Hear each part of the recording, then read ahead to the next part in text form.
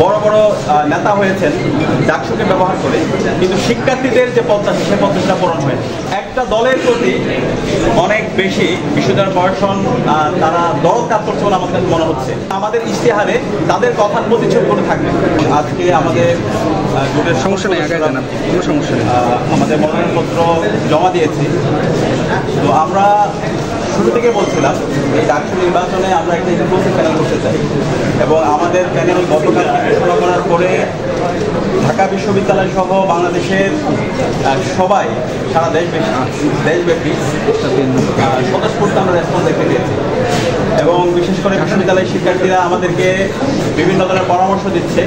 তাদের যে দাবি দেওয়া, তাদের যে প্রত্যাশা, তাদের যে আকাঙ্ক্ষা, সেই আকাঙ্ক্ষার কথাগুলো আমরা শুনছি।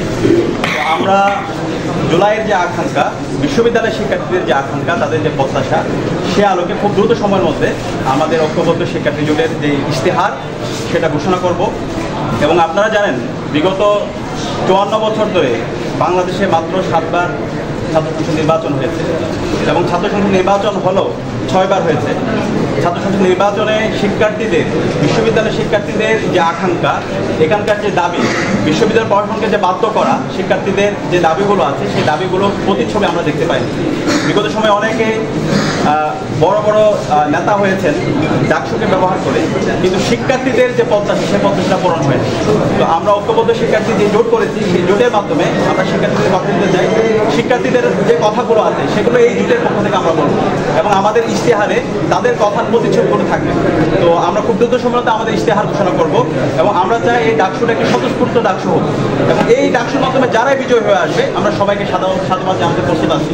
কিন্তু আমরা খুবই উদ্বিগ্ন, আমরা দেখতে পাচ্ছি বিশ্ববিদ্যালয়ের প্রশাসনে একটা দলের প্রতি অনেক বেশি বিশ্ববিদ্যালয় প্রশাসন তারা দরদ কাজ করছে বলে আমার কাছে মনে হচ্ছে।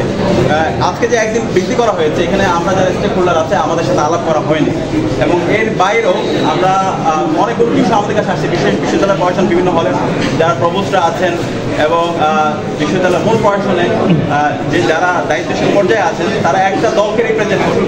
তো আমরা সেই দলের নাম বলতে চাই না, আমরা আশা করব আমাদের শিক্ষকরা আমরা শিক্ষক হিসেবে দেখতে চাই, কিন্তু শিক্ষক যদি তার দলীয় আদর্শকে এখানে প্যাট্রোনাইজ করতে চান, তাহলে তারা ছাত্রদের বিপক্ষে অবস্থান নেবে। আমরা